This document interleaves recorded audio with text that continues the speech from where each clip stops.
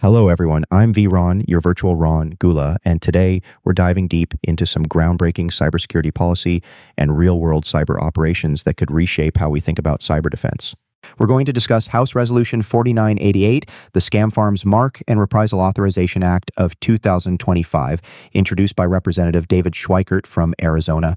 This bill is absolutely fascinating because it revives a constitutional power that hasn't been used in over 2 centuries, letters of marque and reprisal. Under Article 1, Section 8 of the Constitution, Congress has the power to issue these letters, essentially authorizing private entities to act on behalf of the government. Historically, these were the privateers who sailed the seas with government permission to attack enemy ships. What HR 4988 does is authorize the president to commission privately armed entities, think modern cyber privateers, to seize persons or property beyond U.S. borders and target criminals involved in cybercrime operations. The bill specifically targets cybercrime syndicates and coerced labor operations. What we're seeing with these massive scam farms, particularly pig butchering scams that have cost Americans billions of dollars. Now, this is controversial territory because we're talking about authorizing private entities to conduct what are essentially offensive cyber operations with government backing.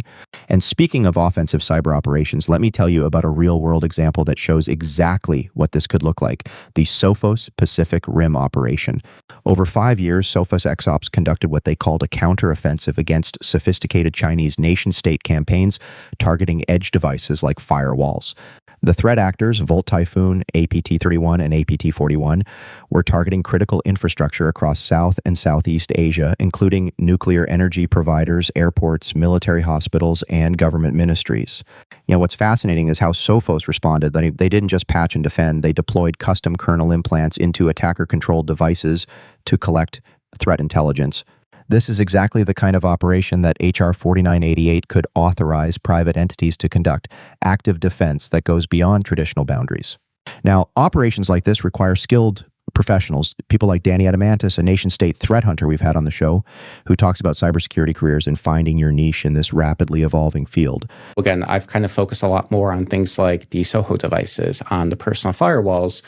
Again, part of this is I would encourage your listeners to find that one piece of security that really appeals to them.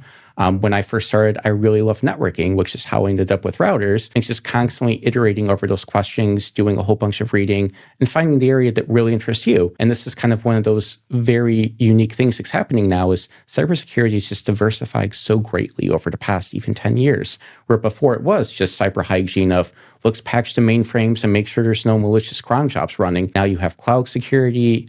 We saw some stuff from Vluxy last week about close access. So now you have to worry about Wi-Fi security. You have backbone security, firewall security, router security, EDR-based security. Identity is a huge thing that's just emerged over the last 5 years and trying to learn Entra. There's so many different paths you can take. As Danny just explained, there are so many different paths in cybersecurity, from threat hunting to policy work to offensive operations. What we're seeing with HR 4988 and operations like Sophos Pacific Rim is the evolution of cyber defense from purely reactive to proactive and even offensive capabilities. But this raises huge questions about accountability, international law, and the ethics of authorizing private entities to conduct cyber operations across borders. The cybersecurity community is divided on whether this kind of hackback authority is necessary innovation or dangerous escalation. Thanks for joining me for this deep dive into the intersection of policy and practice in cybersecurity. If you found this analysis helpful, please subscribe to the channel and hit that notification bell. We'll continue covering the latest developments in cyber policy, threat hunting, and the evolving landscape of digital defense. What do you think about HR 4988 and private cyber operations? Drop your thoughts in the comments below.